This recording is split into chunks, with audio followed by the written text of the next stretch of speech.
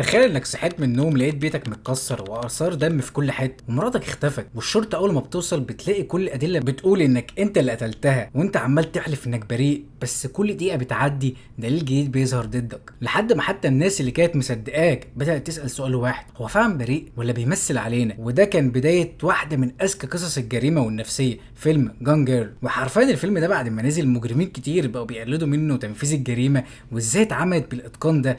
فيلا بينا. فيلمنا بيبدا وبنسمع بطلنا بيقول: امنيه حياتي ان انا افتح جمجمه مراتي، اعرف ايه اللي بيدور جواها، ايه الاسئله اللي في دماغها، مشاعرها واحاسيسها اللي مخبيها عني. ساعتها بقى بننتقل وبنشوف بطلنا رايح بار وداخل معاه هديه بيديها للبنت اللي شغاله هناك، وبتطلع انها اخته التوأم. وبيقعدوا يتكلموا بيقولوا لها النهارده عيد جواز الخامس من ايمي. بصراحه ما عنديش اي فكره اعمل ايه او اجيب لها ايه. فساعتها هنا الفيلم بياخدنا فلاش باك لسنه 2005، السنه اللي اتعرفوا فيها على بعض. كانوا في حفله وبطلنا بدا يقرب منها ويعاكسها، لحد بتساله: هو انت شغال ايه؟ فبيرد عليها ان هو كاتب، وساعتها بتقول له: وانا كمان كاتبه. وبعد الحفله بيخرجوا مع بعض بعد ما بطلنا قال لها تيجي نخرج من هنا، وفضلوا يتمشوا في الشارع وهما بيتعرفوا على بعض اكتر.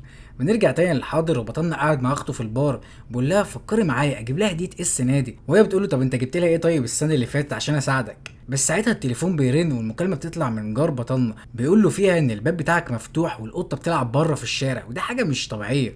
هو على طول بيروح على البيت بسرعه وبيتفاجئ ان فعلا الباب مفتوح والقطه بره. بيدخل جوه بيته بيلاقي ان الصاله فيها حاجات متكسره، وواضح ان في حاجه كبيره هنا حصلت. على طول بقى بيتصل على الشرطه وبتوصل المحققه مع الضابط، ويبداوا يسالوه الاسئله الروتينيه: انتوا بالكم قد ايه هنا في البلد؟ فهو بيرد عليها بيقول لها انهم نزلوا البلد دي من سنتين بالظبط، عشان امه كانت تعبانه وجاي يقعد معاها في ايامها الاخيره. طيب انت شغال ايه دلوقتي؟ بيقول لها انه عنده بار فاتحه هو واخته، وكمان مدرس في الجامعه. فالمحققه ساعتها بتبدا تتمشى في البيت وتسجل ملاحظاتها، بتلاحظ ان المكوه سخنه وشغاله والفيشه في الكهرباء. ولما بتساله نيك بطلنا بيقول لها ان النهارده عيد جوازهم الخامس وكانوا المفروض هيخرجوا بالليل. المحققه بتكمل الجوله في البيت اللي هي بتعملها، ولما بتدخل المطبخ عينها بتلقط نقطه دم صغيره جدا على الحيطه. في وسط الكلام ده بتكتشف المحققه ان ايمي اللي هي مراته مش مجرد بقى شخصيه عاديه، دي شخصيه مشهوره جدا، وهي صاحبه سلسله الكتب المشهوره اميزنج ايمي. هنا بقى الفيلم بياخدنا فلاش باك تاني لسنه 2007، الوقت اللي قرروا فيه ان هم يتجوزوا رسمي ويعملوا حفله وتجهيزات كتب الكتاب. في وسط الحفله ديت هو بيقابل امها وابوها، بيتعرف عليهم، بس هم مش بيبقوا بلاعينه قوي يعني، ولا هو كمان بلاعه، بس هو بيعدي كل ده ومش همه قصاد ان هو بيحبها وعايز يكمل حياته معاها. فساعتها الفيلم بيرجعنا تاني للوقت الحاضر، هو قاعد في اسم الشرطه مع المحققين. فالمحقق بتقول له: طيب في ناس قريبين من مراتك اصحابها اللي بتقعد معاهم وتقابلهم؟ قال لها: ما اعرفش، بس لا مفيش حد في حياتها خالص، ما عندهاش اصحاب. قالت له: انت تعتبر طول الوقت بره البيت وبتروح البار بتاعك انت واختك، وفي ايام بتدرس فيها في الجامعه، فهي معقوله كل ده بتقعد في البيت ما بتعملش حاجه؟ الله، هي بتقعد تقرا، بس بتقعد تقرا القصص والكتب. فهي المحاميه مش مقتنعه قوي بكلامه وبتقول له: بجد ممكن يكون يعني في حد في حياتها وانت ما تعرفش؟ فقول لها: ما اعرفش، بس انا فعلا ما شفتش حاجه زي دي. فبتقول له: طيب فصيله دم مراتك ايه؟ عشان نقطه الدم اللي لقيناها نبقى عارفين فصيله دمها ايه لما نيجي نحللها. لا برضه انا ما اعرفش فصيله دمها ايه. قلت له: هو في حد يا استاذ ما يعرفش فصيله دم مراته ايه؟ ازاي يعني؟ قال لها: بجد ما اعرفش، اعمل ايه يعني؟ الموضوع ده ما اتذكرش قدامي وما حسيتش يعني انها حاجه نهتم بيها. فهي بتقول له: طب لحد دلوقتي انت ما كلمتش اهل مراتك، لازم تقوم دلوقتي وتروح تكلمهم. وهو ساعتها بيقوم وبيخرج، فالظابط المساعد اللي معاه بيقول لها: وانا لازم اكون عارف فصيله دم مراتي؟ فبتقول له: اكيد لا يعني مش لازم. وبنفهم ان المحققه عايزه تضغط على بطلنا لا يكون عارف حاجه او مخبي حاجه، لانها حاسه ان في سنه برود في تعامله، فهي بتحاول تضغط عليه. واحنا يعني من كتر ما احنا مطبقين على حلقات سامح سند، فبنبقى عارفين ان في الجرايم والحاجات دي اول واحد بيشتبهوا فيه طبعا بيكون هو الزوج. هو بيخرج بيكلم اهل مراته عمال يهديهم ويفهمهم كل حاجه، بس فجاه بيتفاجئ ان ابوه موجود في اسم الشرطه، فبيروح بسرعه ويزعق: ابويا بيعمل ايه هنا؟ المفروض يكون في دار المسنين، بيعمل ايه هنا؟ هما بيهدوه بيفهموه ان ابوه هربان من دار المسنين، وكان ماشي في الشوارع عمال بيترخم على الناس، هو مش فاكر هو بيعمل ايه. فساعتها بياخد ابوه وبيرجعه تاني دار المسنين. ولما بنروح فلاش باك ل 2009، بس بنكتشف اللي بيكلمنا هنا في الفلاش باك هي مراته، هي اللي بتسجل كل الملاحظات اللي احنا بنشوفها ديت في النوتة بتاعتها، وبتحكي ان عدى سنتين على جوازهم وان فعلا الحياه الزوجيه جميله جدا، وفعلا احنا بنشوف ان هم مبسوطين وبيحتفلوا بعيد جوازهم التاني. وبعدين بنرجع بقى تاني للوقت الحاضر، بدلنا بيروح يبات عند اخته لان المحققه كانت قالت له يبات بره البيت، لان خلاص بيتك هيبقى مسرح جريمه والمعمل الجنائي هيجي عشان يفتشوا البيت حته حته، يمكن يلاقوا حاجه. فعلا اخر الليل المعمل الجنائي بيجي ويفتش البيت. في اللحظه دي المحققه واقفه بره واحده بتعدي وبتقول ايه ده، ايه اللي بيحصل هنا، امال فين صاحبه البيت؟ فبتقول لها هو انت تعرفيها؟ تلاقي ايوه دي صاحبتي المقربه جدا، وانا حتى هنا جارتها وساكنه هنا جنبها. هنا المحاميه بتستغرب جدا لان جوزها كان قال ان ملهاش اصحاب خالص وان هو ما شافش حد من اصحابها، فمعقوله ما كانش يعرف ان صاحبتها المقربه هي جارتهم اللي ساكنه جنبهم. بيكملوا تفتيش في البيت والمحاميه بتسال لقيته حاجه، فبيرد عليها واحد معمل الجنايه بيقول لها ان في نقط دم صغيره جدا متبعتره هنا في المكان، فممكن تكون اثر مشكله او حد اتعور، بس احنا هنرش الماده الزرقاء ديت عشان نعرف اذا كان في دم ممسوح ولا لا. وساعتها الضابط المساعد بيخش عليها وبيقول لها ان كل حاجه لقيناها مكتوبه باسمها هي، البيت والعربيات وحتى البار بتاعه هو واخته مكتوب باسمها. بعدين بقى المحاميه بتلاقي جواب مكتوب فيه الدليل الاول بخط ايد مراته. تاني يوم الصبح بقى اهل مراته بيوصلوا القسم بيقعدوا سوا، والمحاميه بتعرفهم ان احنا هنروح دلوقتي نعمل مؤتمر صحفي عشان تتكلموا وتعرفوا الناس ايه اللي حصل. وفعلا بيروحوا ونيك بيطلع عشان يتكلم عن ان مراته مخطوفه، وبيقول لو اي حد يعرف عنها حاجه يا ريت يساعدنا ويتواصل معانا، انا مراتي مخطوفه بقالها يومين واحنا ما نعرفش عنها اي حاجه. طبعا في المؤتمر ده المحامين بيبصوا له اللي هو انت برضه بتتكلم ببرود، عكس اللي حصل بعد كده لما حماته وحماه طلعوا وقعدوا يعيطوا منهارين وقعدوا يقولوا ان بنتهم دي كانت اغلى حاجه عندهم، وانها كانت كاتبه مشهوره جدا ومتفائله بالحياه وبتحب الحياه وده اي حد يلاقيها ليه مكافاه خاصه، وانهم عملوا كمان ويب سايت باسمها وخط ساخن عشان اللي يوصل لمعلومه. بعد ما المؤتمر الصحفي ده بيخلص بيدخلوا اوضه مع المحاميه، فبتقول لهم عايزين بس نعرف اي حاجه انتوا هتعرفوها، في حد هي كانت عارفاه او كده فانتوا شاكين فيه. فبابا بيقول ايوه انا فاكر ان كان في شاب غني هي هما الاثنين كانوا مرتبطين ببعض ايام الدراسه، ولما سابته ما كانش متقبل حاجه زي دي وما كانش مصدق فكره ان هو يخسر واحده كان بيحبها بالسهوله دي، فممكن يكون يعرف عنها حاجه او هو اللي عمل لها حاجه. بس بعد كده المحققه بتاخد نك على جنب وبتوري له الجواب اللي هي لقيته مكتوب عليه الدليل الاول، فهو بيقول لها ان ده طبيعي، دي لعبه كانوا بيلعبوها سوا كل عيد جواز، هي بتكتب ليه الغاز وهو بيحلها عشان يوصل للجواب اللي بعده. فبتقول له تمام اللعبه دي ممكن تساعدنا نعرف تحركاتها قبل ما تختفي. فيفتح الجواب وبيلاقي مكتوب فيه بالرغم من المكان ضيق الا انه المكان المفضل لكاتبي المفضل. فبيقعد يفكر شويه كده بيقول لها عرفت الاجابه. فعلا بياخدها يروح على المكتبه اللي في الجامعه، واول ما بيفتحوا المكتب وبيخشوا بيلاقوا فعلا جواب مكتوب فيه الدليل التاني. فهو بيفتح الجواب يقراه وبيلاقي ان مكتوب فيه ان هم هيتقابلوا في البيت البنو الصغير عشان يلعبوا لعبه العشيق وعشيقته. في اللحظه دي المحاميه بتلمح هدوم حريمي داخليه موجوده جوه المكتب، فبتساله الحاجه دي بتاعتك؟ فبيقول لها لا لا لا مش بتاعتي. فبتقول له تمام تمام البيت البني الصغير ده بقى اللي هي ذكرته ده موجود فين؟ بيقول لها ما اعرفش. اول ما بيخلص كلامه عن المحققه بياخد عربيته على طول ويروح مكان، ونشوف ان المكان ده عباره عن بيت بني صغير، وبيدخل هناك وبيدور وفعلا بيلاقي الجواب مكتوب فيه الدليل الثالث. بس فجاه بيتخض لما بيسمع صوت سيرينة عربيه الشرطه، فبيخبي الجواب بسرعه في جيبه، وبتدخل المحققه ومعاه الظابط وتقول له ايه ده، ايه الصدف دي، انت بتعمل ايه هنا؟ فبيرد عليها ان ده بيت ابويا وانا جاي اطمن عليه بس هو شكله كويس، وبعدين انتوا بتراقبوني ولا ايه؟ يلا عشان نخرج من هنا. باخدهم يخرجوا بره البيت، فالمحامي بتبص على البيت كده وتقول له بس انا حاسه ان ده البيت البني الصغير اللي مراتك كانت كاتباه في الجواب. فبيقول لا لا لا انا شايفه ازرق، يلا بينا نمشي. هو بيسيبه وبيمشي، هما بيبصوا عليه بصه مريبه جدا، نظره كلها شك اللي هو انت مالك في ايه، او بتحاول تخبي علينا ايه. اول ما بيدخل عربيته بقى بيطلع الجواب بسرعه وبيفتحه، بيلاقي مراته كاتبه فيه لما نتقابل في البيت ده انا وانت اعتبرني واحده مذنبه ومحتاجه عقاب، بس العقاب مش هيكون عقاب جنسي. وما بيخلص قرايه الجواب بيتعصب جدا ويقعد يقول ده انت عاهره. ساعتها بقى بننتقل لفلاش باك تاني سنه 2010، ونشوف ان مراته قاعده بتسجل ملاحظاتها وبتكتب في مذكراتها وبتقول لو عايز تختبر اي جواز بجد فاحسن اختبار ليه هو انكم تعدوا ازمه ماليه مثلا او تخسروا شغلكم وتبقوا مفلسين، ساعتها بس هتعرفوا تتعاملوا مع بعض ازاي. في اللحظه دي بتشوفها بتروح لنيك وبتقول له انا اسفه على اللي بيحصل لنا دلوقتي وعارف ان اوضاعنا وحشه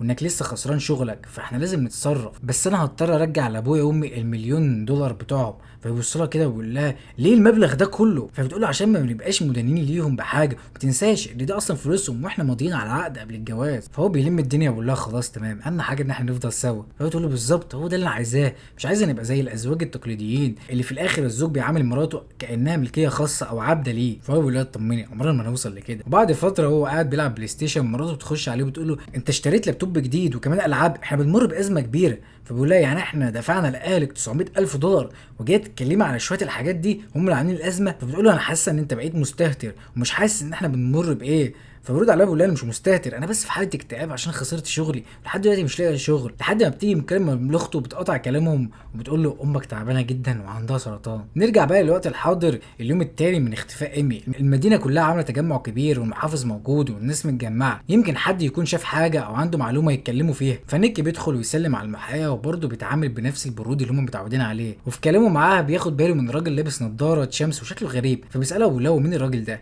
فانا ما اعرفش، ممكن يكون حد عنده معلومه او حد من الناس اللي بتحب تيجي تتابع القضايا المشهوره، غريب الاطوار يعني. فهو بيهز دماغه ويروح يمشي يهزر مع العيال اللي واقفين هناك. في ساعتها الظابط بيقرب من المحقق ويقول لا الراجل ده مريب، انا حاسس ان هو بيحاول يبين قدام الناس ان هو طيب، بس ده باين عليه ان هو اوفر قوي. فهي بتقول ممكن تكون دي طبيعته، بعدين انا مش عارفه انت ليه مش مستريح له كده من الاول. بعد شويه كده الراجل الغريب ده بيمشي، فهو بطلنا بيقرر ان هو يطلع وراه، واول ما بيقرب منه واحده بتوقفه وتقول له انا بجد متاثره باللي حصل لك قوي، ممكن نتصور صوره؟ فبتسم لا اكيد اكيد.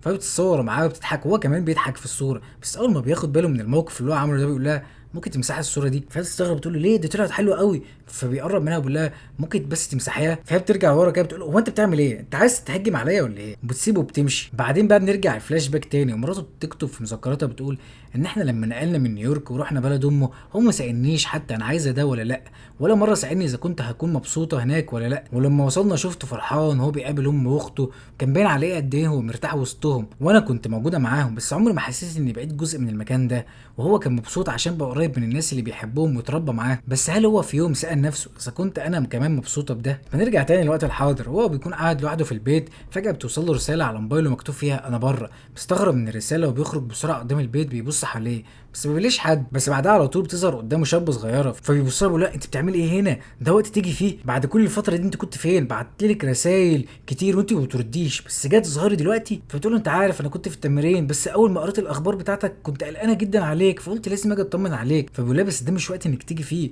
اختي نايمه جوه ممكن تشوفك في اي لحظه، فلازم تمشي. بتقول له لا لا انا مش همشي، انا لازم اطمن عليك الاول. وتبص له وتقول له انا بحبك وانت كمان بتحبني. فبيسكت شويه كده، فبتكمل كلامها وبتقول له بعدين مراتك اتخطفت في التوقيت ده، غريبه قوي، ده انت كنت قايل انك خلاص هتطلقها وهترفع ورق الطلاق في المحكمه وهتبقى معايا انا. فعلى طول بيقول لها وطي صوتك، ما تقوليش الكلام ده بصوت عالي، الدنيا مقلوبه دلوقتي وما ينفعش حد يسمع الكلام ده. ساعتها بنرجع لفلاش باك تاني وبنشوف نيك بيلبس وبيظبط نفسه عشان ينزل، فمراته بتدخل عليه بتقول له هو انت كل يوم لازم تنزل؟ بتقضي النهارده معايا؟ فبقول لها خلاص بقى انا لبست ونازل. فتقول لي طب ممكن اجي معاك؟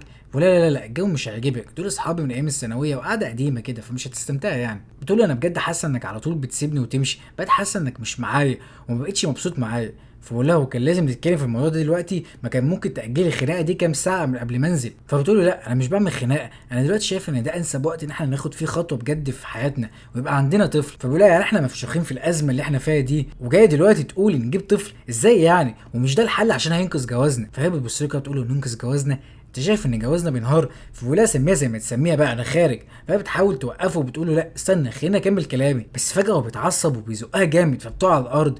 فهي بتبص له كده مش مصدقه ان ده الشخص اللي قدامها هو الراجل اللي حبته واتجوزته. اما هو فاول ما بيستوعب اللي عمله بينزل بسرعه يقعد جنبها ويقول لها انا اسف بس والله ما كانش قصدي. نرجع تاني بقى للوقت الحاضر، المحققه بتروح لمكان مهجور كل الناس مشردين ومدمنين، بتدخل تدور على كبير المكان ده، ولما بتلاقيه بتقول انا مش جاي اقبض عليك ولا جاي اعمل اي حاجه، انا عايز اسالك سؤال. بتطلع له صوره ايمي وتقول له انت شفت الست دي قبل كده؟ فبيبص لها شويه كده بيقول لها اه جت لي من فتره. فالظابط اللي معاه بيقول لها كانت عايزه ايه؟ عايزه مخدرات؟ عايزه حبوب؟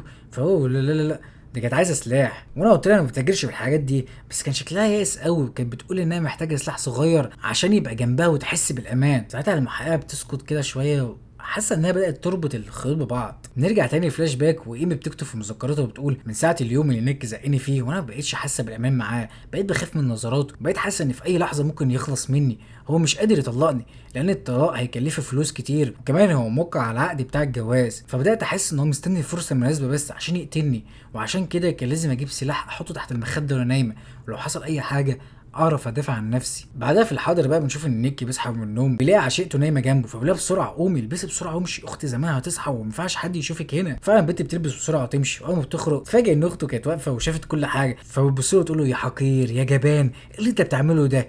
وانت طول الوقت تقول لي ما بخبيش عنك حاجه، وانت مخبي مصيبه زي ديت عني من امتى؟ من امتى؟ فبيرد عليها بيقول لها من سنه ونص. فهي بتقف كده بتقول له سنه ونص؟ وانا طول الفتره دي كنت حاسه ان في حاجه غلط، كل مره كنت بتضحك عليا، وانت عارف ان مراتك مختفيه، عارف ان الناس كلها بدات تشك فيك دلوقتي والاخبار مش بتتكلم غير عنك، وانت عندك عشيقه. فهو بيتعصب ولا انت مش عارفه انا كنت عايش ازاي، حياتي معاها بقت جحيم، كل يوم مشاكل وكل يوم خناقات وحسيت ان مبقاش في حاجه ما بيننا. فهي بتقول له طب البنت دي عندها كام سنه؟ فبيقول لها 21. تقول له 21 دي لسه عيله، عرفتها منين دي؟ فبيقول لها دي طالبه عندي في الجامعه. فهي بتضحك وتقول له بجد انت انسان ضعيف وجبان. ساعتها بتفتح له التلفزيون وتقول له بص الاخبار بتتكلم عن ايه؟ فهو بيبص بيلاقي ان المذيعه عارضه صورته وهو بيضحك مع البنت اللي كانت اتصورت معاه سيلفي، وبتقول ازاي راجل ومراته مختفيه بقالها يومين ولسه محدش يعرف هي فين، وعمال بيتصور مع المعجبين وبيضحك بالشكل ده. في حاجه غريبه جدا في تصرفاته. بعدين بيدخل معاه على الهوا محامي بيقول لا انا مستعد ادافع عن الاستاذ نيك، واحب اوضح حاجه، في ناس لما بتتعرض لصدمه نفسيه كبيره رد فعلها بقى مختلف لينا بس طبيعي ليهم، يعني ممكن يضحك ويتصرف بشكل طبيعي جدا، وده مش معناه ان هو مذنب خالص. فهي بتقطع وبتقول له بس ده منظر واحد مراته مختفيه، ده شكل واحد رايح رحله. ساعتها ياخد بص وتقول له انت لازم تعادي المحامي ده اللي انت تستاهله فعلا. بعدها بقى بنروح لاسم الشرطه والظابط قاعد بيتفرج على الاخبار وبيقول انا مش مصدق لحد دلوقتي ان الراجل ده ما اتمسكش. فالمحامي بتقول له مش معنى ان الناس في التلفزيون شايفه انه قاتل يبقى نروح نقبض عليه، احنا لحد دلوقتي ما عندناش دليل واحد يثبت ان هو قتلها او عمل حاجه. فهو الظابط بيقول لا ده كانت عايزه تشتري سلاح، عايزه تشتري سلاح ليه يعني؟ فهي بتقول له برضه احنا ما عندناش دليل. فهو بيقول انا ليه حاسس انك بتدافع عنه؟ فهي بتقول له انا بدافع عن الادله مش عنه هو. في اللحظه دي بيدخل الواحد من المعمل الجنائي بيقول لها احنا خلصنا فحص الارضيه بالماده الزرقاء ولقينا المطبخ كله بيزغرط كله بينور ومليان اثار دم كبيره جدا بس كان ممسوح، ومن كميه الدم ديت انا شايف ان لو الضحيه وقعت على الارض بعد الضربه دي فهي تقريبا ما قامتش تاني. في نفس اليوم بقى بالليل اهل المدينه بيبقوا عاملين تجمع كبير في الحديقه وناس كتير واقفه وصحافه وكاميرات. ساعتها نيك بيطلع قدام الناس ويمسك المايك وبيقول يا جماعه بالله عليكم اي حد يعرف اي معلومه عن مراتي مهما كانت صغيره يجي يبلغ الشرطه. ايمي انسانه ذكيه ومحترمه ودي مراتي وانا بحبها، وعارف ان في ناس بدات تقول ان انا ممكن اكون السبب في اختفائها بس انا ماليش اي علاقه باللي حصل ده، ولدرجه ان اصلا ما عينتش محامي لاني ما عنديش اي حاجه اخبيها، بس انا بس عايز مراتي ترجع. هو بيتكلم بياخد باله ان عشيقته واقفه وسط الناس وبيبص له، فهو بيتوتر لحظه كده بس بيمسك نفسه بيقول ولو عايزين تضغطوا على حد فاضغطوا عليا انا، لكن سيبوا اهل المدينه يشتغلوا ويساعدوا الشرطه ويدوروا عليها. فجاه بقى الست اللي هي جارتهم بتطلع وسط الناس وتزعل وتقول له يا نيك عملت ايه في مراتك يا نيك؟ قول لهم انت عملت ايه في مراتك. كل الناس بتسكت وهي بتكمل بتقول لهم قول لهم عملت ايه في مراتك الحامل. فهو بيتجمد في مكانه كده والناس كلها بتبص لبعض حامل، حتى ابوها وامها بيبصوا لبعض كده وكانهم اول مره يسمعوا الكلام ده. والمحققه ساعتها بتبص للظابط تقول له بسرعه روح له بسرعه. بعدها المحققه بتاخده البيت وتقول له انت كنت تعرف انها حامل؟ فهو بيقول لها قلت لك قبل كده ان الست دي مجنونه، بس دي طلعت صاحبتها بجد وبتطلع له صور ليهم كده هما مع بعض وهم خارجين وداخلين مع بعض واكتر من مره بيتقابلوا في اماكن كتير. فبيبص الصور دي باستغراب بس برضه بيقول لها ده ما يمنعش انها مجنونه. فبتقول له احنا كده كده هنعرف الحقيقه، هنجيب سجلها الطبي ولو كانت حامل فعلا فهيبان وهنعرف. فبعدها بتقول له في حاجه تانية، مسرح الجريمه اللي في بيتك واضح انه اتعمل بايد حد بس اللي عمله كان عايز يبين انها عمليه اختطاف وفي نفس الوقت عايز يخفي حاجه تانية، لان المعمل الجنائي استخدم الماده الكاشفه على ارضيه المطبخ ولان المكان كله كان مليان دم كتير جدا بس اتمسح. فهو بيستغرب كده بيقول لها طب ليه حد ينظف الدم وهو اصلا مكركب البيت كله؟ فهي بتقول ان لان كركبه البيت معناها ان ده عمليه اختطاف، لكن الدم ده معناه ان دي جريمه قتل والجثه مش موجوده، ومن كميه الدم اللي لقيناها ديت احنا رسميا بقينا بنتعامل مع قضيه على انها جريمه قتل مش اختطاف. فهو بدا يتوتر كده بس هي بتقول له انا عايزاك بقى تحكي لي عن اخر فتره في جوازكم كانت ماشيه ازاي، بس هو بيسكت ما بيتكلمش. فهي بتبص للظابط اللي جنبها وتساله اغلب الازواج بيتخانقوا بسبب ايه؟ يعني قول لي انت ومراتك بتتخانقوا بسبب ايه؟ فقول لها بسبب الفلوس. فبتقول له بالظبط وانت في الشهور الاخيره كان عليك ديون البنك ب 117,000 دولار. طلع له كشف الحساب فهو بيمسك الورقه مصدوم بيقول له انا اول مره اشوف الحاجات دي، انا اصلا ما بلعبش جولف، مضرب جولف ايه اللي انا اشتريه وايه كل البلاي ستيشن والالعاب دي كلها. فبتقول له بس دي من بطاقتك الائتمانيه. فبيقول له لا دي انتحال شخصيه، حد سرق البطاقه دي وانتحل شخصيتي. بتقول له طيب وفلوس التامين اللي انت زودتها على مراتك لمليون و200 الف دولار دي كمان حد انتحل شخصيتك؟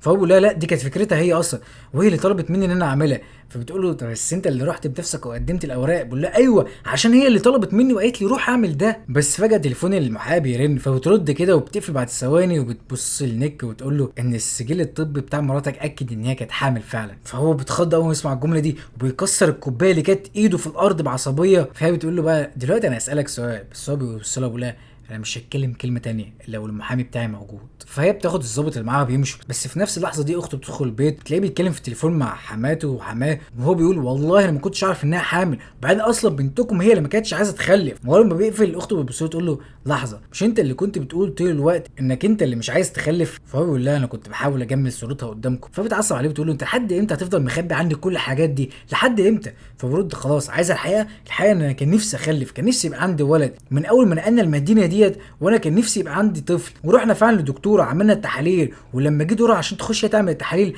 قامت مره واحده قالت لا انا مش مستعده دلوقتي انا تعبانه، وقامت ومشت. وبعدها فضلت تقنعني انها ما اقولكيش الحقيقه، وقالت لي لو عرفت انها مش هي اللي عايزه تخلف انك هتزعلي منها وتكرهيها، وعشان كده انا اقتنعت بكلامها واتفقنا نقول ان انا مش عايز اخلف. فاخته بتبص له وبتقول له ومين بقى يصدق اي كلمه من اللي انت بتقولها دلوقتي؟ بس هي ساعتها قبل ما تمشي بتقف على الباب وتبص له وتقول له قبل ما امشي بس انا عايز اسالك سؤال. فبص لها بيقول لها ايه؟ عايز تساليني اذا كنت انا اللي قتلتها او انا قتلتها؟ فهي بتقول له انا عمري ما هسالك سؤال زي ده، وبتسيبه وبتمشي. نيك بقى بيفضل واقف لوحده ويبص على الظرف اللي هو كان مكتوب فيه الدليل التالت اللي كانت مراته سايباه، وبيفتحه وبيطلع الجواب ويبدا يقرا كل كلمه ويحاول يفهم هي كانت تقصد ايه، لان كان مكتوب اعتبرني بنت مذنبه وبنت شقيه ولازم تعاقبني، بس المره دي مش عقاب من النوع اللي انت متعود عليه. وهو بيقعد يقرا الكلام اكتر من مره ويحاول يفهم هي قصدها ايه. بس في نفس الوقت دوت المحقق والظابط بيروح البيت الخشبي بتاع ابوه، وهي المحققه بتقول احنا عايزين نعرف هو ليه جه هنا امبارح، اكيد كان بيدور على حاجه واكيد الحاجه دي لسه هنا. فبيبداوا يفتشوا البيت كله،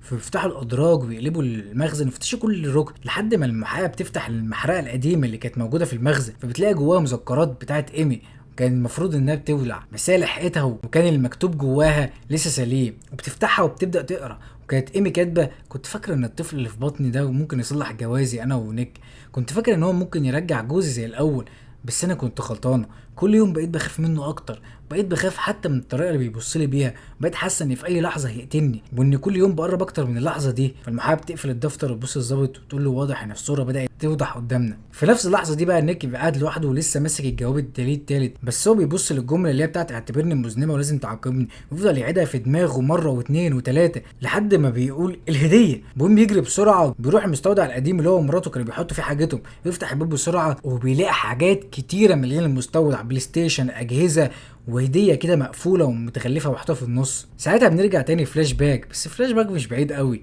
ده هو بعد يوم واحد من اختفائها بنشوف وهي سايقه العربيه الوحيده وبتقول دلوقتي كل الناس فاكره اني ميته، كل الناس هتصدق ان جوزي هو اللي قتلني، وده اقل عقاب هو يستحقه عشان هو شخص اناني وخاين وكسول. وانا قعدت شهور اقرا كتب واتفرج على افلام واتعلم ازاي اعمل جريمه كامله، واول درس اتعلمته انك لازم تخلقي شهود، ولازم يبقى في حد يصدق كل كلمه هتقوليها. وعشان كده اتعرفت على جارتي المغفله وصاحبتها وخليتها كل يوم تسمع مني قد ايه ان جوزي بيعاملني وحش وبيضربني، وقد ايه انا خايفه منه، وقد ايه حياتي بقت معاه جحيم، لحد ما هي صدقت كل كلمه. وتاني حاجه لازم اعملها ان اسيب للشرطه سبب يخليهم يشكوا في جوزي من اول يوم، وعشان كده استغليت انه انسان كسول وعمره ما بيراجع حساباته ولا بطاقاته الائتمانيه، قعدت استخدم بطاقته واشتري حاجات هو عمره ما عملها وادخله في مراهنات الكترونيه واصرف فلوس في حاجات ملهاش اي لازمه لحد ما ابقى غرقان في الديون من غير ما حتى ما ياخد باله. وكمان خليته بنفسه هو اللي يوقع على فلوس التامين الكبيره اللي باسمي دي، هو ما كانش مركز قوي هو بيعمل ايه عشان هو انسان كسول. بس اكتر حاجه بقى الناس بتعاطف معاها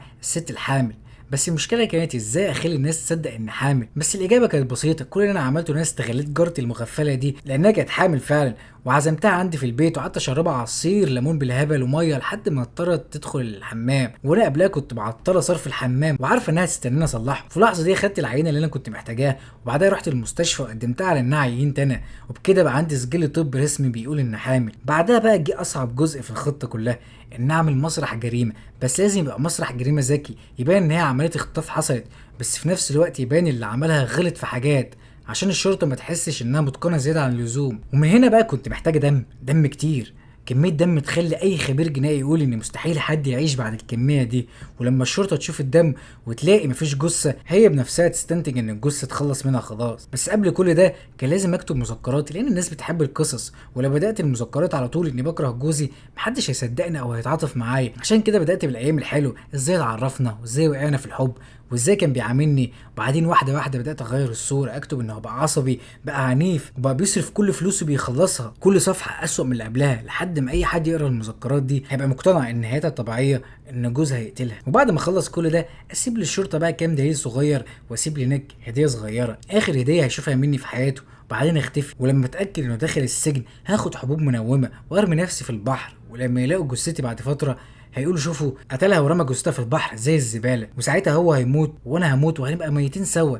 ايمي ونيك السعداء هيموتوا سوا، وده هيكون العقاب الحقيقي، لان نيك طول عمره كان بيدور على الزوجه المثاليه، الزوجه اللي يتفرج معاها الماتشات وتاكل معاه اكل من بره ويهزروا وتشرب معاه البيره اللي بيحبها وتضحك على نفس هزاره. وانا من اول يوم شفته فيه مثلت الدور ده كله عشانه، بقيت بشرب البيره اللي بيحبها وبخرج الخروجات اللي بيحبها وبعمل كل حاجه هو نفسه فيها، مش عشان دي شخصيتي، لا عشان هو يبقى معجب بيا وعشان يبقى مقتنع انه لقى الزوجه المثاليه. بس بعد كل اللي انا عملته ده كانت ايه النتيجه؟ استغل فلوسي ونقلني من مدينتي، ولما خلص كل مصلحته راح يحب واحده اصغر مني واحسن مني. هو بقى يفكر ان بعد كل ده هيعيش حياته مبسوط؟ لا، يبقى هو ما يعرفنيش كويس، لانه هو بيغير شخصيتي. كان فاكر انه بيخلق الزوجه اللي نفسه فيها، لكن الحقيقه انه خلق واحده اذكى منه، واحده بقت عارفه ازاي بالظبط تدمر حياته. فاحنا هنا في اللحظه دي بنكتشف مراته ما ماتتش ولا اتخطفت ولا اي حاجه، هي اللي بقت عامله كل دوت، وقد ايه هي انسانه ذكيه فعلا زي ما هي قالت وحربايه في نفس الوقت. بنرجع بقى تاني للوقت الحاضر، نيك بيروح لاخته بيقول لها بص اديني بس 20 ثانيه اتكلم معاكي قبل ما تعصبي عليا وتعالي معايا بسرعه. بياخدها على مستودع البيت وبيفتح الباب وبيقول لها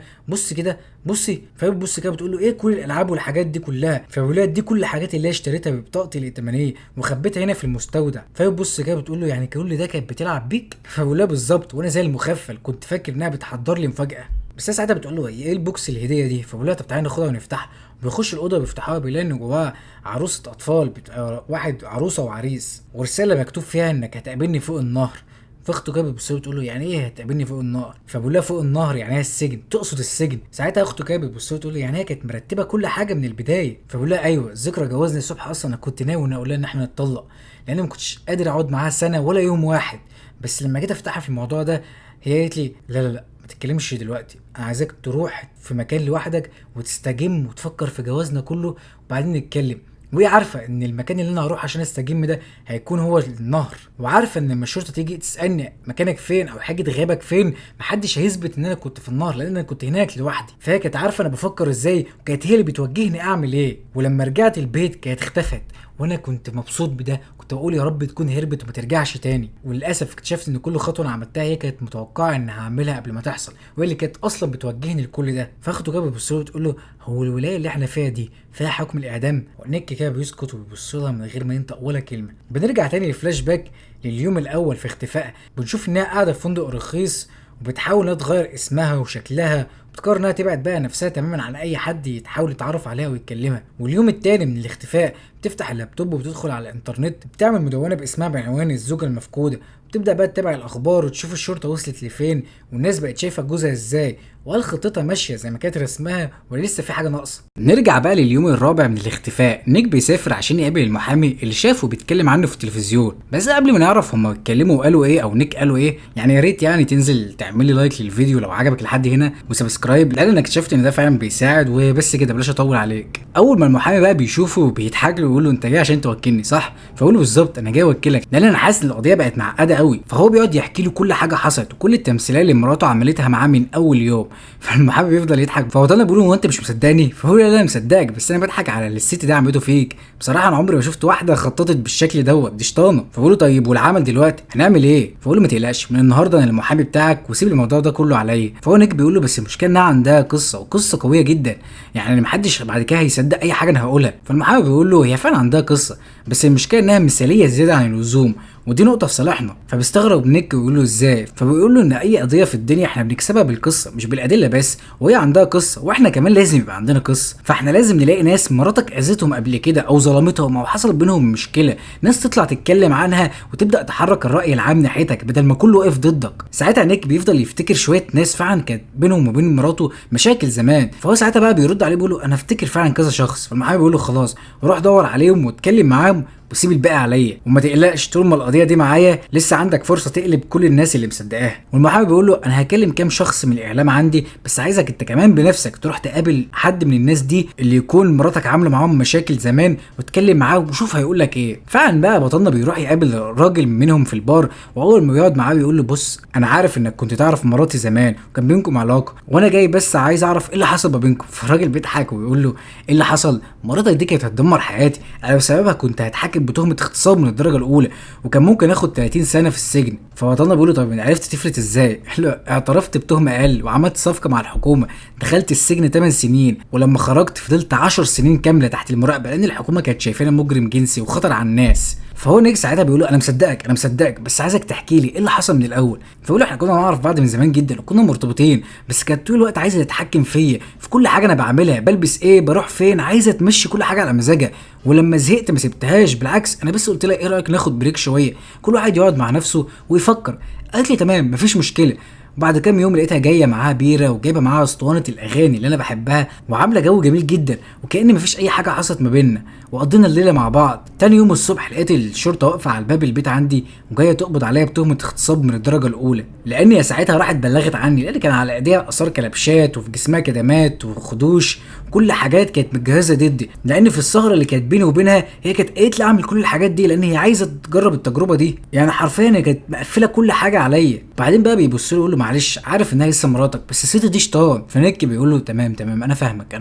نروح بقى الناحيه التانيه عند مراته وهي قاعده في الفندق مع جارتها وبيتفرجوا على الاخبار، وكل القنوات بقت بتتكلم عنها والناس كلها متعاطفه معاها، وخصوصا بعد ما عرفوا انها كانت حامل. بس جارتها دي بتبص في التلفزيون وتقول بصراحه انا مش فاهم الناس دي في الاخر واحده غنيه معاها فلوس وجوزها خانها والناس عاملين من الموضوع قضيه راي عام. بس هي ساعتها بقى وطلعتنا ما بتهتمش بكل ده، هي بتفضل ساكته وبتتفرج على الاخبار لان بتشوف ان كل حاجه ماشيه بالظبط زي ما هي مخططه. وحتى في نظرها جارتها الغبيه اللي قاعده جنبها دي ما تعرفش اصلا هي مين، بس في لحظتها الاخبار بتبدا تقلب اكتر واكتر، وبقوا بيقولوا في الاعلام ان اخته اصلا ممكن تكون متورطه معاه في الجريمه دي، ويمكن كمان تكون عارفه كل حاجه من الاول. ويبدا يوصل بيهم بقى الخيال ان هم يقولوا ده هم اخوات توأم، واحنا نسمع ان الاخوات توأم دول بيبقوا مرتبطين ببعض اكتر، فممكن يكون بينهم علاقه مشبوهه ولا حاجه. والاشاعات بتبقى في كل حته، كل واحد بقى بيطلع يقول نظريه بقى من عنده، وهي قاعده في الفندق بتتفرج على الكلام ده ومبسوطه جدا، كل حاجه بقى هي خلاص خططت لها ماشيه زي ما الكتاب بيقول. بعدها بقى بتقوم تدخل اوضتها وتمسك التليفون وتتصل بالشرطه من رقم مجهول وتقول لهم في نشاط غريب بيحصل في المخزن بتاع اخت نيك، وبتقفل الخط على طول. في نفس الوقت بقى نيك بيروح يقابل شخص تاني كان يعرف مراته،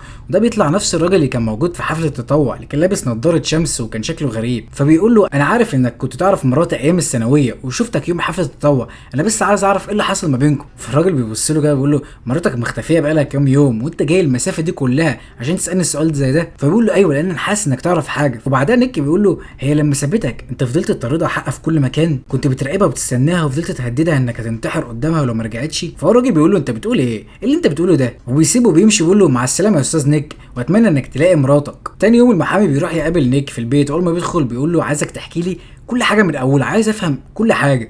فنيك بيقول له مراتي من نوع الشخصيات اللي بتحب تلعب دور الاله، بتحب تعاقب الناس هي بنفسها ويتحكم فيهم وفي كل حاجه. انا متاكد ان هي عرفت اللي انا بخونها وكل اللي هي عملته ده عشان بس تعاقبني، كانها بتقول لي شوف دي نتيجه اللي انت عملته. هي اللي سابت الظرف قدام الشرطه اللي كان مكتوب فيه الدليل الاول والدليل الثاني عشان يلاقوها ويبداوا يمشوا ورا الادله اللي هي كانت رسمها بنفسها، خلتهم يروحوا مكتبي ويلاقوا هناك الملابس الداخليه كانها بتقول لي انا عارفه انك كنت بتخوني. وبعدين سابت لي دليل تاني خلينا اروح بيت ابويا لانها عارفه ان انا وعشيقتي كنا بنروح هناك. فالمحامي بيقول له طيب ايه في بيت ابوك؟ اكيد في حاجه في بيت ابوك هي عاملاها او انت عملتها. فقول له انا ما اعرفش والله بجد ما اعرفش. فعلى طول المحامي بياخده وبيروح هناك، فبيلاقي ان بيت ابوه اتقفل كله بقى مسرح جريمه. فالمحامي بيبص له بيقول له ربنا يستر، الله اعلم الشرطه لقيت ايه هنا عشان تقفل المكان بالشكل ده. فهو نيك بيقول له طب هنعمل ايه دلوقتي؟ فالمحامي بيقول له اول حاجه لازم نسبقهم بخطوه، لازم تروح بنفسك وتعترف للشرطه ان كان عندك عشيقه. فهو بيقول له طب ليه اعمل كده؟ بيقول له اصل هي هتطلع وتتكلم وتقول هي الحقيقه، فانت اسبق عشيقتك واطلع انت قول. فهو نيك بيقول له لا مستحيل هي تطلع تتكلم، انا عارفها ده بنت غلبانه. فالمحامي بيضحك بيقول له صدقني الموضوع مش شخصي، بس في الاخر كلهم بيتكلموا كلهم بيطلعوا ويقولوا كده، فالاحسن ان الناس تسمع الحقيقه منك انت مش من حد غيرك. وبيقول له تاني حاجه نعملها ان احنا لازم ندور على مراتك، لازم نلاقي مراتك، وانا عندي 2 محققين خاصين هيبداوا يدوروا عليها من النهارده. نرجع تاني بقى عند مراته ونشوف انها بدات تتاقلم مع الناس اللي كانت في الفندق معاها وتعرف عليها وبقوا بيلعبوا مع بعض، لكن فجاه وهي معاهم الفلوس اللي كانت مخبيها في جيبها بتقع على الارض. فبيبصوا لبعض كده والبنت التانيه بتقول لها ايه ده احنا كنا فاكرينك فقيره زينا، انت معاكي كل الفلوس دي؟ فهي بتوتر كده بتقول لها لا دي مجرد فلوس كلها من فئه $1 مش اكتر يعني. فهي الست بتقول لها طب تمام. بس البصه اللي كانت بصتها لها ما كانتش مريحه خالص، كانها بقى بداوا يشكوا فيها، وهي حتى من اللحظه دي بدات تقلق وبقت حاسه ان الناس اللي حواليها دول بقى بيبصوا ليها بطريقه مختلفه. على الناحيه الثانيه بقى المحامي بيروح يقابل نيك ويقول له بص انا رتبت لك بكره لقاء مع اشهر اعلاميه هتطلع قدام كل الناس وتعترف تعترف انك كنت بتخون مراتك. فنيكي بيقول له ازاي يعني عايز نطلع انا قدام الناس واقول كده؟ طب ما كده هيكرهوني اكتر. فهو لا بالعكس، بعد ما تعترف الناس هتبدا تتعاطف معاك. تخيل بقى واحد طلع قدام الناس واعترف بغلطه بنفسه، الناس بتحب النوع ده من الصراحه. فهو بيقول له طب تمام وانا هقول ايه بقى؟ فيقول له ما تقلقش انا هجهز لك كل حاجه وهعرفك هتقول ايه بالظبط. فساعتها بقى اخت نيك بتقول له انت بالطريقه دي عايزه يبقى زي القرد اللي في سيرك. فبقول لها قرد في سيرك يرجع بيته في الاخر احسن ما يكون واحد هيروح لحبل الاعدام. فبتقتنع بالكلام وبتسكت. نرجع تاني بعد مراته بتبدا تنظف اوضه الفندق وتمسح اي بصمات او اي حاجه تدل عليها. بس ساعتها الاثنين اللي كانوا قاعدين معاها بيدخلوا الاوضه ويفتشوا المكان كله، بيقول لها الفلوس فين؟ مخبيه الفلوس فين؟ وبيفتشوا هدومها ولحد ما بيلاقوا الفلوس وبيسرقوها. فتقول انا هبلغ الشرطه. فهو بيقول لا لا انت مش هتبلغ الشرطه، الاسم اللي انت قلتيه مش اسمك، وشعرك باين ان هو مسبوغ، وانت من اول يوم واضح انك مستخبيه من حاجه، فانت اكتر واحده مش عايزه الشرطه تعرف مكانك او تعرف انت مين اصلا. وبياخدوا الفلوس ويسيبوها ويمشوا. ساعتها بقى خطتها كلها بتبدا تقع لان خلاص ما بقاش معاها فلوس تكمل بيها، وبقتش عارفه هتعمل ايه ولا هتروح فين. بس بيجي لها فكره بسرعه فبتتصل بحبيبها القديم اللي هو الراجل الغني اللي كان نيك بيغير منه ده. بتروح تقابله واول ما بيشوفها بيقول لها ايه ده؟ هو انت عايشه؟ مالك؟ ايه اللي حصل لك؟ فبتقول له نيك كان بيهددني ان هو هيقتلني فهربت منه والطفل اللي في بطني سقط وانا مش عارف اعمل ايه. فقول لها انت لازم تبلغي الشرطه. فبتقول له ما ينفعش انا خايفه منه، عايزاه يتعاقب، عايزاه يتعاقب ويتعدم عشان هو يستاهل كل ده. فقول لها عندك حق ولازم يتحاسب فعلا على اللي عمله فيك. بقول لها على فكره هو جالي من كام يوم وكان بيسال عليكي وبيدور عليكي، فتعالي معايا انا هخبيكي عندي في البيت اللي على البحر ومحدش يعرف انك كنت هناك. نرجع بقى تاني عند بطلنا. المحامي كان بيجهزه عشان يعمل المقابله ويطلع على التلفزيون، لكن فجاه المذيعه بتشوف الاخبار وتقول لهم الحق بسرعه العشيقه سبقتك. فبيبص في التلفزيون بيلاقوا انها طلعت على هوا واعترفت انها كانت على علاقه بنيك، وقالت انا اسفه لو كنت انا السبب في اللي حصل دوت ومش عارفه ابرر لنفسي ده ازاي. فالمحامي بيقول خلاص احنا لازم نلغي المقابله دي. فنيك بيقول له لا سيبها عليا انا هعرف اتصرف وهعرف اتكلم. وفعلا بيقنع المحامي وبيدخل يعمل المقابله، واول ما بيخلص ويخرج المحامي واخته بينبهروا بادائه. والمحامي بيقول له بص الحلقه هتتمنتج الاول بعدها تنزل، لحد ما الحلقه تنزل ما اشوفش وشك يظهر قدام الناس خالص. الناحيه التانيه بقى عند مراته والراجل بياخدها البيت عنده وبيقول لها هنا عندك كل حاجه، عندك جهاز تدفئه، عندك انترنت ونتفليكس وهدوم وفي اكل في الثلاجه وفي ترابيزات بلياردو وبينج، كل حاجه انت تحتاجيها هتلاقيها، واي حاجه لسه ناقصاكي قولي لي بس وانا هجيبها لك. بس هي بتبقى مش مهتمه بده كله، هي كل تركيزها على الاخبار اللي في التلفزيون وعلى اللي بيتقال عن جوزها وعشيقته. فهو بعدين بياخدها على الاوضه بتاعتها وبيفرجها لها وبيقول لها على فكره ان في هنا كاميرات وبتراقب كل حاجه. فهي بتبص للكاميرات كده بقلق فبتقول له طب انا عايزه انام دلوقتي انا تعبانه. فبقول لها طبعا ارتاحي براحتك، بس الكاميرات اللي هنا شغاله 24 ساعه وبتسجل من خارج ومن داخل، فانت هنا في امان وما بتقلقيش من اي حاجه. تاني يوم الصبح بقى بتصحى وبتبص على الاماكن الكاميرات وتشوف موجوده فين وبتشتغل ازاي، لان هي بالنسبه لها ان الكاميرات ديت اصلا قلق بتصورها على طول. بس هو ساعتها بيدخل عليها ويقول لها انا جبت لك كل اللي انت هتحتاجيه عشان ترجعي تعيشي بقى حياتك تاني. فبتقول له لا لا بس سيبني كام يوم اخد على المكان، انا لسه مش قادر احس بالامان بعد اللي جوزي كان بيعمله فيا. الناحيه التانيه بقى بطلنا بيجري بسرعه عند اخته عشان الاثنين يتفرجوا على الحلقه لان خلاص هتتعرض على التلفزيون. وفعلا هو واخته بيقعدوا يتفرجوا على الحلقه، وفي الناحيه التانيه برضه مراته كانت قاعده بتتفرج مع الحلقه مع الراجل اللي مخبيها في بيته. جوه الحلقه بقى المذيعه بتقول له دلوقتي امريكا كلها بتكرهك وكل الناس شايفه انك انت اللي قتلت مراتك.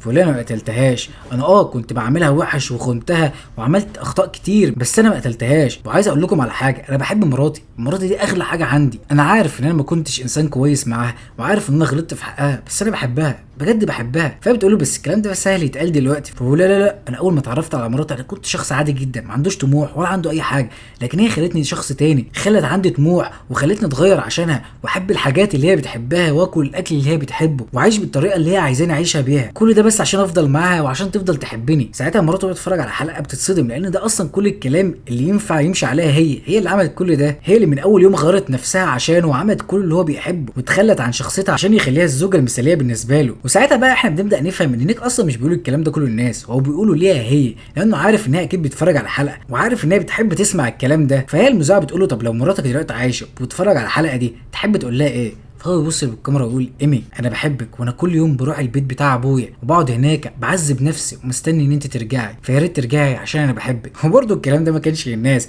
ده كان رساله ليها هي، كان بيقول لها يعني من تحت لتحت ان هو عارف كل حاجه وعارف خطتها وعارف كمان انها كانت عارفه انه كان بيخونها في بيت ابوه. اول بقى ما الحلقه بتخلص الشرطه بتيجي على طول قدام البيت وبيقولوا احنا معانا مذكره تفتيش لبيت اختك وبالذات المخزن لان جالنا بلاغ ان في نشاط غريب بيحصل هناك. فبيفتحوا المخزن وبيلاقوا كل الالعاب والهدايا والحاجات اللي كانت اشتريتها ببطاقته الائتمانيه كلها مستخبيه جوه. فهي المحاميه بتقول له انا كنت بتعامل معاك باحترام من الاول يا استاذ نيك، لكن واضح ان الحاجات دي ما اتسرقتش ولا حد حطها هنا من نفسه. فهو بيقول لها مش انا اللي حطيتها، مش انا. فهي بتقول له تمام ده انا اعرفه. بعدها بقى على طول بيقبضوا على اخته لان البيت والمخزن باسمها، فهي دلوقتي بالنسبه له مشاركه في الجريمه. فهو نيك على طول بيطلب المحامي، واول ما المحامي بيوصل بيقول له هم يعملوا كل حاجه عشان يضغطوا عليك وياخدوا منك اي اعتراف، احنا هنتكلم دلوقتي معاهم وهنديهم جزء من الحقيقه لكن مش الحقيقه كامله. بعدها بقى بيدخلوا التحقيقات، فالمحامي بتقول له احنا لقينا المذكرات دي في بيت ابوك ودي مذكرات مراتك، وبتساله هو ده خط ايه ده؟ فبيقول لها ايوه دي فعلا خط ايه ده. بتقول له تمام تعال بقى نلعب لعبه مع بعض صح وغلط. اول حاجه مراتك كانت كاتبه اول ما اتعرفتوا على بعض كنتوا بتمشوا في الشوارع سوا وتقعدوا تتكلموا بالساعات وكانت حاجه حلوه. فبقول لها صح ده حصل فعلا. فبتقول له برده كاتبه ان كان بينكم لحظات حلوه في اماكن معينه. فبقول لها ده برده صح. فبتقول له في يوم طلبت منك ان انتوا يلا بقى عشان تخلفوا ويبقى عندكم طفل، فانت اتعصبت عليها وضربتها. فبقول لها لا انا عمري ما مديت ايدي عليها.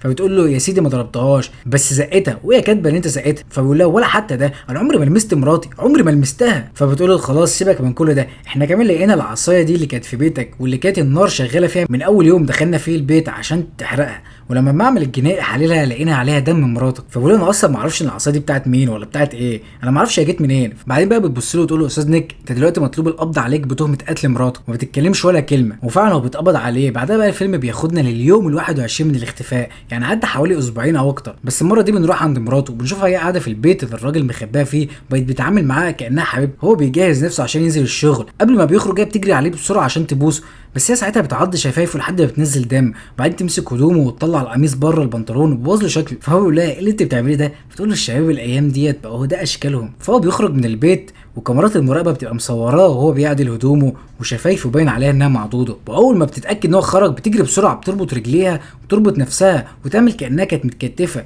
وبعدين تقف قدام كاميرات المراقبه وتفضل تصرخ وتستغيث كانها كانت مخطوفه بتتعذب. ساعتها بقى المحامي بيقدر يخرج نيك بكفاله، واول ما بيركبوا العربيه يقعدوا يتكلموا مع بعض. فنيك بيقول له عرفت توصل لها؟ فبيقول له انا عندي 2 من احسن المحققين بيدوروا على الناس، ومع ذلك ما عرفوش يوصلوا لاي حاجه ولا اي خيط يدل انها فين. بعدين بننتقل تاني لليوم ال29 من الاختفاء، بنشوف مراته قاعده في البيت والراجل بيدخل عليها فبيلاقيها قاعده ومبسوطه. فهي بتقول له انا فكرت ولقيت ان انا مش هقدر اسيبك، انا هفضل معاك، واول ما جوزي ياخد حكم الاعدام انا وانت نهرب على اليونان ونبدا حياه جديده من هناك. فقول لها بجد؟ فتقول له طبعا. فبتاخده بقى على اوضه النوم ويقعدوا مع بعض. في نفس اللحظه دي بتطلع سكينه صغيره من تحت المخده وتذبحه وتسيب الدم كله ينزل عليها عشان تبان كانها كانت مخطوفه وان كان حاول يعتدي عليها وانها قدرت تدافع عن نفسها وتهرب. تاني يوم بقى هي بترجع البيت عند جوزها بتبقى كلها دم وحياتها صعبه، والاعلام وكل الناس اللي حوالين بيته بيصوروا كل اللي بيحصل ده. واول ما بطلنا بيشوفها بيجري عليها وبتترمى في حضنه، فبيقول لها يا بنت الكلب يا عاهره، وعلى طول هي بتعمل نفسها انها اغمى عليها. فساعتها بقى بتتنقل للمستشفى، واول ما بتبدا تفوق كل المحققين بيبقوا قاعدين عايزين يعرفوا ايه اللي حصل.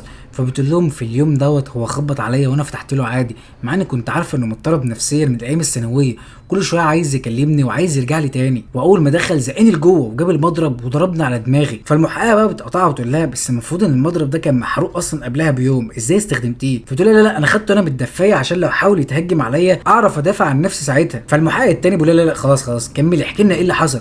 فتقول له خدني بيته كل يوم كان بيعتدي عليا ويغتصبني وبيعذبني وربطني كاني كلبه، وكان يقول لي انت مش هتبقي غير ليا انا وبس. فالمحقق بتقطعها تاني وتقول لها بس المذكرات انت كتبتيها قبل كده كانت بتقول ان جوزك هو اللي كان عايز يقتلك وكان ناوي يعمل كل ده وبيعاملك وحش وكل الحاجات دي، فانا مش فاهمه دلوقتي حاجه. بخبرتك دي كان زمان جوزي لبس القضيه واتحاكم وساعتها كان هيتحكم عليه بالاعدام، فانت اخر واحده تتكلمي عن التحقيقات تحرجها قدام كل اللي قاعدين. وبعدين بتقول انا مش قادره دلوقتي اتكلم اكتر من كده. فقول لها طبعا انت لازم ترتاحي، انت بطله وقدرتي تنقذي نفسك من واحد مجنون ومغتصب. وبعدها بتخرج قدام الاعلام وكل الكاميرات بتبقى بتصورها والناس كلها كانت بتستقبلها على انها البطله اللي قدرت تنقذ نفسها. وبعدين لما بترجع البيت وبيدخلوا هما الاثنين ويقفلوا الباب، فهو بطلنا بيبص لها بيقول لها ممكن بقى تبطلي تمثيل؟ بتقول له مش بمثل، انا كنت من الحياه والموت. فبقول لها خلاص كفايه تمثيل، ممكن تحكي لي ايه اللي حصل بالظبط؟ فبتقول له انا بجد رجعت عشان اول ما شفتك في الحلقه على التلفزيون حسيت ان هو ده الراجل اللي انا اتجوزته. فاقول لا بالظبط انا قلت كل الكلام دوت عشان عارف ان انت هتحبي تسمعيه وده اللي هيخليكي ترجعي. بتقول له مش مشكله، المهم انك رجعت في شخصيتك القديمه. فبقول لها بصي انا عايز اعرف ايه اللي حصل، ده انت قتلت راجل، ايه اللي حصل؟ فتقول له اخلع هدومك الاول وتعالى فوق في الحمام. فبقول لها ليه؟ فهي بتقول له ايه اضمن لي انك مش لابس جهاز تنصت ولا حاجه. فعلا هو بيعمل اللي هي قالت له عليه وبيطلع معاها فوق، تبدا بقى تحكي له كل حاجه من الاول وازاي رتبت الخطه وعملت كل ده ليه. فهو بيسمع كل ده بيقول لها بصي انا خلاص انا هطلقك. فتقول له متاكد؟ طب والناس هتقول ايه؟ هيقولوا مراته لسه راجعه من خطاف واغتصاب، اول حاجه عملها ان هو طلقها. الناس مش هترحمك ولا جيرانك ولا اصحابك ولا اي حد. ساعتها هو بيفضل واقف ساكت مش عارف يتكلم حرفيا، وحاسس ان هو واقف قدام شيطان. ولما بيجي بقى ينام وبتقول له تعالى نام جنبي، فبيقول لا لا لا، ويروح فعلا ينام في اوضه تانية ويقفل الباب على نفسه لانه خلاص بقى مرعوب منها. واحده لسه قاتله راجل، ايه اللي يضمن له انها ما تقتلوش هو كمان؟ بعدها الايام بتعدي وبيعملوا بقى حفله بمناسبه رجوعها، والمدينه كلها بقت بتحتفل بيها، كل الناس شايفاها البطله اللي قدرت تنجو وترجع تاني. بعد ما الحفله بتخلص بقى بطلنا بيروح يقعد مع اخته والمحامي والمحقق، بقول لهم انا حاولت اعمل اي حاجه بس مفيش حل، هي اللي قتلت الراجل ده ورجعت وعملت كل ده بس ما سابتش ولا دليل عليها. فالمحامي بيقول له بصراحه انا اول مره اشوف ست بالذكاء ده، دي شطانه فعلا، دي ما سابتش ولا فرصه واحده نمسكها بيها ولا غلطه ولا نعرف ندينها باي حاجه. والمحامي بيقول له بصراحه ربنا يعينك بجد، ربنا يعينك، ده انت هتفضل عايش معاه في بيت واحد. وبيقوم عشان يمشي بس قبل ما يمشي بيقول له بس ما تنساش حاجه،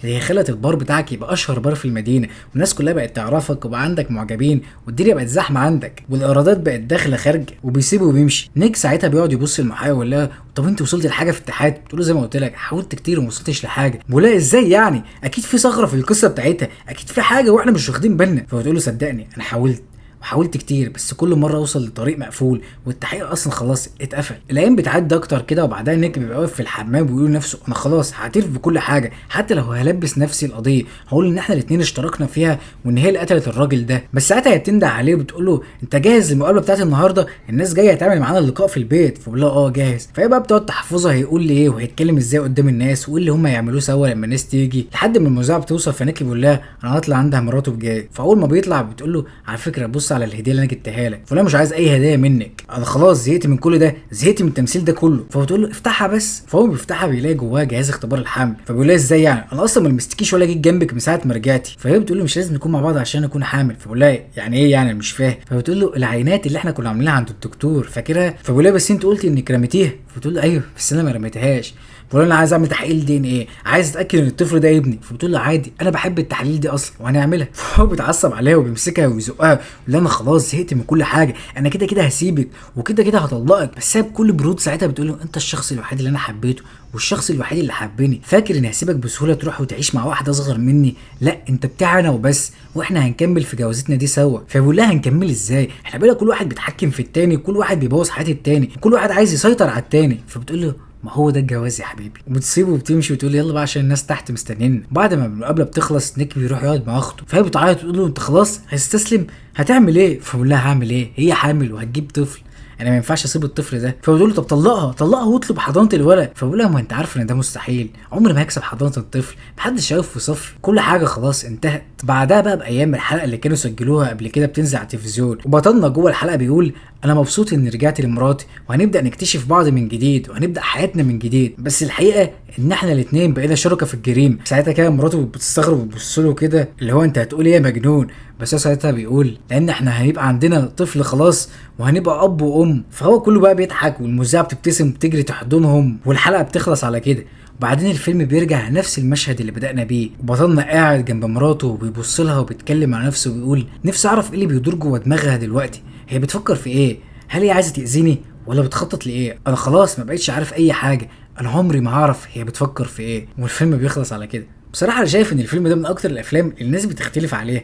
يعني في ناس هتشوف ان ايمي ست توكسيك ومريضه واللي كل اللي عملته ده ملوش اي مبرر، وفي ناس تاني هتشوف ان نيك هو السبب لانه خانها وكان شخص اناني ومستهتر. بس بالنسبه لي يعني والراي المتواضع انا شايف ان الغلطه بدات من عندها هي، ومش عشان اللي عمله نيك صح، لان الخيانه عمر ما هيكون ليها مبرر، لكن هي من اول العلاقه ما كانتش نفسها اصلا، غيرت شخصيتها وغيرت اهتماماتها ومثلت انها البنت المثاليه اللي هو كان بيدور عليها عشان تخليه يتجوزها. ولما عاشوا مع بعض طبيعي ان القناع اللي هي كانت لابساه ده هيقع، وطبيعي الشخص اللي قدامها ده يحس انه اتجوز واحده غير اللي حبها من اول يوم. وتاني يعني ده طبعا مش مبرر للخيانه، بس ده بيفسر ليه العلاقه وصلت للطريق ده. وبعدين مع الوقت هي بقى عندها هوس بالسيطره والتملك. على مدار الفيلم احنا شفنا كل واحد كان بيحاول يسيبها او يحاول يخرج من حياتها كان لازم هي تعاقبه، وده شفناه مش مع نيك بس، شفناه مع كل واحد دخل حياتها قبل كده. فانا بالنسبه لي هي الغلط الاكبر في القصه دي، لكن ده يعني مجرد راي. انت بقى شايف مين اللي غلطان اكتر؟ وبس كده، سلام.